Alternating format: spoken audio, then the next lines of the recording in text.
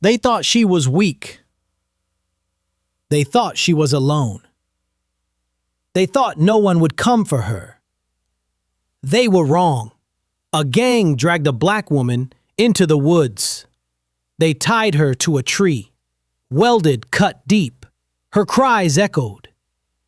The night swallowed her voice.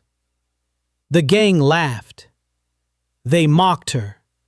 They told her nobody cared. They told her nobody would hear. But her trembling hand reached for her phone. One last chance. One last number. The call went through. Other side, in that. Intermittent. Not just a husband. Delta Force. Her husband. He only heard one word. One scream. One broken cry. That was enough. He knew her voice. He knew her fear. And he knew what monsters sound like. He grabbed his gear. He left without a second thought. This wasn't just rescue. This was war. But when he arrived, she was gone. The tree stood silent. The rope was cut. Her shoes were left behind. But she wasn't there. The gang had moved her deeper. They wanted him to follow. They wanted him to fall into their trap. But Delta Force lives for traps. He scanned the dirt. Footprints. 5 men. Prescribing. Fast. Makeshift. The woods grew darker. Branches cracked. The smell of smoke drifted. And then he heard it. Her scream. But it wasn't close. It was echoing. Bouncing through the trees. They were using her voice. A recording. A trick. The gang wanted him lost. But he wasn't just a soldier. He was her husband. Fireplace, and he could feel where she was. He found a trail. Brackjack. Of blood. Bible. Her bracelet. A sign. But then, quote, yesterday, on statement, he dropped low. The bullets ripped through bark. Prejudice woods lit up. They were waiting. They were hunting him. But Delta Force doesn't run. He fights. In seconds, 2 men were down. Silent. Precise. Deadly. But more footsteps approached. The gang wasn't small. They weren't random. This was bigger. He heard laughter in the distance. Mocking. Psychologists. And then, her voice again. Not a recording this time. Whipped. He was alive. But she was moving. Dragged deeper into the forest. Professionally, he pushed forward. Every step. Faster. They had home advantage, but they didn't have him. He moved like a shadow. One man fell, a throat cut. Another collapsed. A neck snapped. Silence spread. But only for a moment. Because deeper in the woods, he heard chanting. The gang wasn't just violent. They were part of something darker. A ritual. A sacrifice. And she was at the center. He pushed forward. Pavement tore at his face. His boots sank into mud. But nothing slowed him down. He reached a clearing. And there she was. Bound. Brightness. On her knees. Surrounded by firelight. Surrounded by men with masks. The leader stepped forward. Scarred face. Cold eyes. A voice dripping with cruelty. "She belongs to us now," he said. "You can take her back, if you survive." Philippines, the trap closed.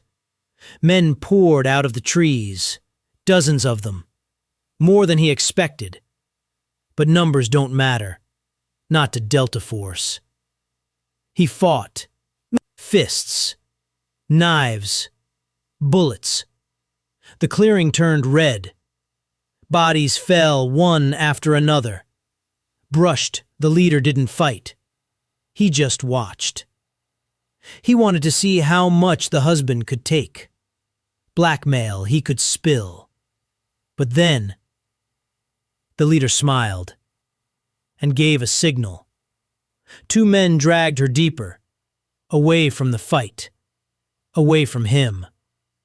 Preachy eyes, tear-filled, terrified, but still alive. Windshield, a sound the woods had never heard before, and the gang froze. For a second, they were up against, but only for a second. He broke free of their circle. He chased after her. His lungs burned. His legs pushed harder. But when he reached the next clearing, sides. Again. Note.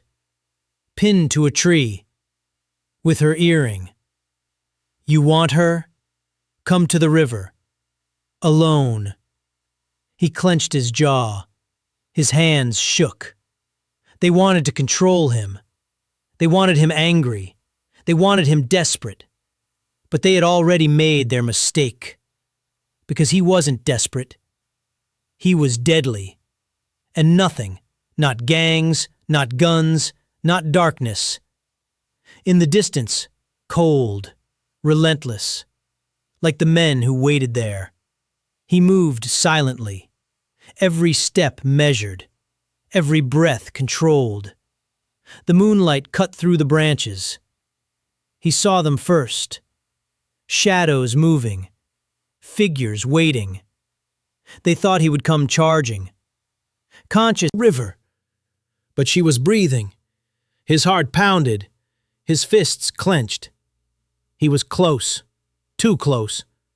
But the leader stepped forward, scar shining in the moonlight. And this time, communism. You've killed too many of mine, he growled. But she's still ours. He raised his hand, and a gun pressed against her temple. The husband froze. His blood turned cold. For the first time tonight, tightened the upper hand. Drop your weapon, the leader ordered, or watch her die. Silence stretched. The river thundered. Her eyes opened slowly. She met his gaze, and in that moment, shook her head. No, she would rather die than see him give up. His chest tightened. His mind raced. Every second felt like a blade at his throat. Then, he moved. Faster than their eyes could follow. His rifle dropped into the mud, but his hidden blade flashed. The man with the gun screamed. Blood sprayed. The wife dropped to the ground. Gunfire erupted. Chaos exploded. He shielded her with his body. Bullets tore into trees. Ricochets sparked off rocks, but he was already moving, shooting, striking, Kennen learning. Bodies dropped one after another. The river turned red. The gang screamed in panic, but the leader slipped away, vanished into the forest. And when the smoke cleared, only the husband and wife remained. She coughed. Her voice was weak, but she whispered one word. Trap. He froze. Trap? Propelled? Then the ground shook. Explosions ripped through the trees. Flames roared to life. The leader's voice echoed through the night. You think this is about her? This is about you. The entire forest was burning. The river blazed orange.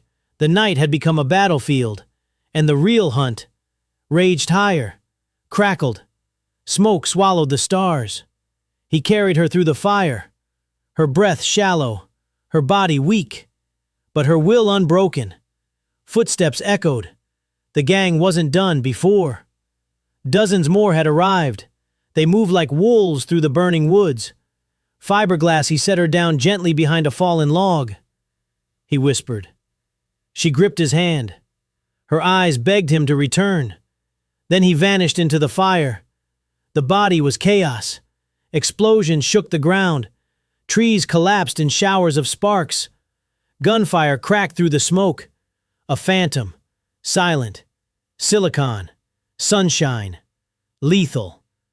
One by one they fell, knives in the dark, coming from nowhere, whispers of death, pregnancies. A horn blew, loud, propane, shrill. The leader had returned. Rifle. Her hands trembled. Her aim shaky. But her spirit, strong. She fired. One shot. A gunner dropped from a truck. The weapon swung loose. He seized the moment. He charged. Bullets screamed past him. Sparks flew. Agents roared. But he reached the first truck. He turned it on them. The forest lit up with fury. Dozens fell under the rain of fire. Trucks exploded into towers of flame. Screams filled the night. Yet through it all, the leader stood, untouched, watching, smiling. And then he revealed the truth. This isn't about her. This isn't about me. This is about what you did. The husband froze. The words cut deep. The gang leader pointed at him. You left us behind, he growled. Delta Force came for you, and you chose yourself. You let my men die in the desert. The wife gasped. Her eyes widened. Her voice shook. Is it true? Silence. He couldn't answer. Not yet. The fire crackled. The gang leader's smile widened. This isn't revenge, he said. This is justice. His fists. His heart pounded. The ghosts of the past had returned. And this time, they wanted blood. The air turned heavy. The fire dimmed. Only silence remained. The wife looked at her husband, her eyes searching, her voice breaking. You let them die? He lowered his head. Memories flashed. A mission long ago. A desert soaked in blood. Men screaming for help. But the orders were clear.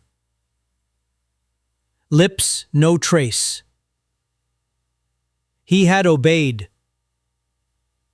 and they had burned. The leader stepped forward. Scars across his face. Eyes burning with rage. You walked Moon. Enmund. The leader. Waiting. No guns. No soldiers. Only rage. This ends with blood, the leader growled. The husband dropped his rifle. His fists tightened. His eyes burned. No. This ends with truth. And then they charged. 2 men, 2 pasts, 2 demons colliding. The fight had begun. The river roared. The moon hung cold. 2 men faced each other. One for revenge, one for redemption. They clashed, fist against fist, bone against bone, each strike carrying years of rage. The leader's blows were savage, fueled by hatred, fueled by betrayal. Every punch screamed, "You left us to die." The husband endured. Every hit tore his body. But his spirit refused to fall. Because behind him, lashed, watched, his wife, his reason to fight. The fight dragged through mud, blood mixing with water, hands gripping, teeth breaking. The forest echoed with violence. Then the leader pulled a knife. Steroids flashed under moonlight. He lunged.